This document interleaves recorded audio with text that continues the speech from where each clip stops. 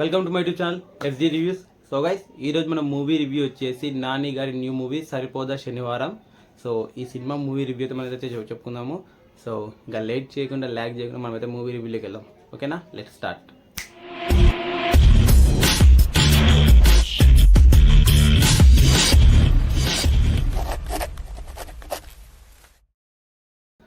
So guys, first of all ఈ cinema గురించి మనం మాట్లాడుకుంటే ఫస్ట్ ఈ సినిమా టైటిల్ గురించి మాట్లాడుకోవాలి. సరిపోదా శనివారం.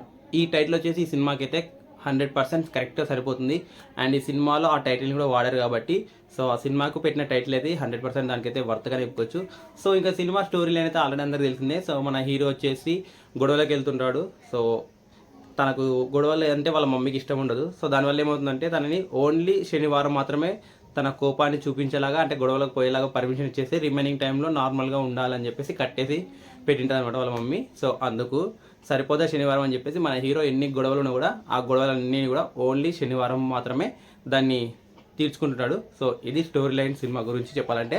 సో ఇంకా ఈ సినిమా వచ్చేసి దీనిలో మైనస్ పాయింట్ చెప్పాలంటే, అంటే ప్లస్ పాయింట్ నేను సెకండ్ చెప్తాను, మైనస్ పాయింట్ ఫస్ట్ చెప్తాను, ఎందుకంటే చాలా తక్కువ ఉన్నాయి కాబట్టి. సో ఈ సినిమాలో మైనస్ పాయింట్ వచ్చేసి ఒకటి సాంగ్స్ భయ్యా, అంటే సాంగ్స్ అంతగా ఏం పెద్దగా లేవు. అండ్ సెకండ్ వచ్చేసి కామెడీ.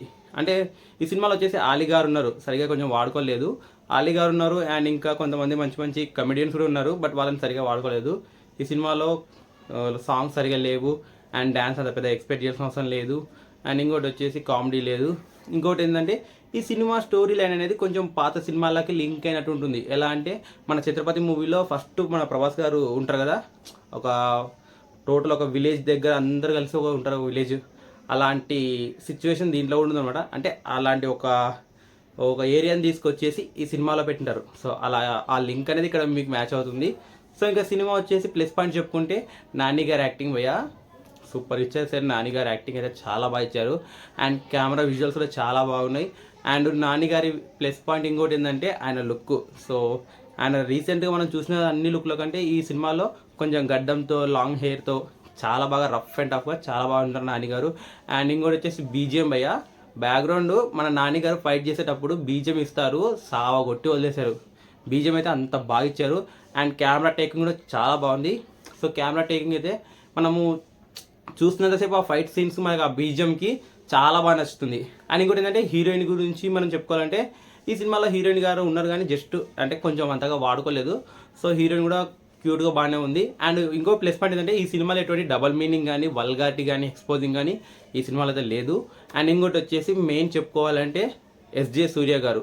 సో విలన్ రోల్లో యాక్ట్ చేసిన సూర్య గారు వచ్చేసి మన నాని గారు న్యాచురల్ స్టార్ యాక్టింగ్ అయితే సూర్య గారి సైకో పోలీస్ యాక్టింగ్ మాత్రం వేరే లెవెల్ ఇచ్చి పడేశారు అనమాట. యాక్టింగ్ చాలా బాగుంది, నాని గారికి తగ్గట్టు ఈక్వల్గా చేశారు ఆయన యాక్టింగ్. సో నాని గారి తర్వాత అంత బాగా యాక్టింగ్ చేసింది ఎవరైనా అంటే మన సూర్య గారే.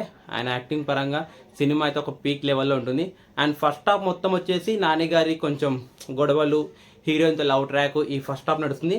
అండ్ సెకండ్ హాఫ్ వచ్చేసి నాని గారికి సూర్య గారికి ఇద్దరు కలిపి ఒకటే ఫ్రేమింగ్లో ఉండే కొన్ని సీన్స్ చాలా బాగుంటాయి. అండ్ వీళ్ళిద్దరి మధ్యన కామెడీ కూడా కొంచెం చిన్న చిన్న కామెడీస్ పెట్టారు, అవి కూడా చాలా బాగా నచ్చింది. అండ్ సినిమా అయితే టోటల్గా గైస్ చాలా బాగుంది. సో పెట్టిన మనీకి వర్త్గా ఫ్యామిలీతో ఈ వీకెండ్కి వెళ్ళి చూసేలాగుంది. సో మనీ వేస్ట్ అవుతుందని చెప్పేసి ఎవరు ఫీల్ అవ్వకండి. సో సినిమా మాత్రం పెట్టిన మనీకి వర్త్గా ఉంది. అండ్ ఎక్స్పోజింగ్ కానీ వల్గారిటీ కానీ డబుల్ మీనింగ్ కానీ ఇలాంటి ఏ గలీజ్ లేదు. హ్యాపీగా ఫ్రెండ్స్ ఫ్యామిలీస్తో మీ లవర్తో వెళ్తారంటే వెళ్ళిపోండి. సో ఫ్యామిలీస్తో వెళ్ళి చూసేలాగా సినిమా అయితే చాలా బాగుంది.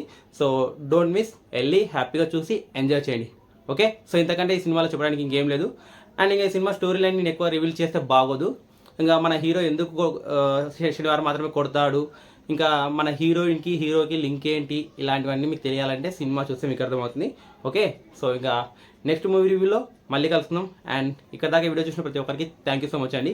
అండ్ ఈ రివ్యూగా మీకు నచ్చినట్లయితే ఒక లైక్ చేసి నా ఛానల్ సబ్స్క్రైబ్ చేసి పక్కన ఉన్న గంట సింబల్ని ఆన్లో పెట్టుకొని నాకు కొంచెం సపోర్ట్ ఇవ్వండి. నెక్స్ట్ టైం నేను మూవీ రివ్యూ పెడితే మీకు త్వరగా రీచ్ అవుతుంది.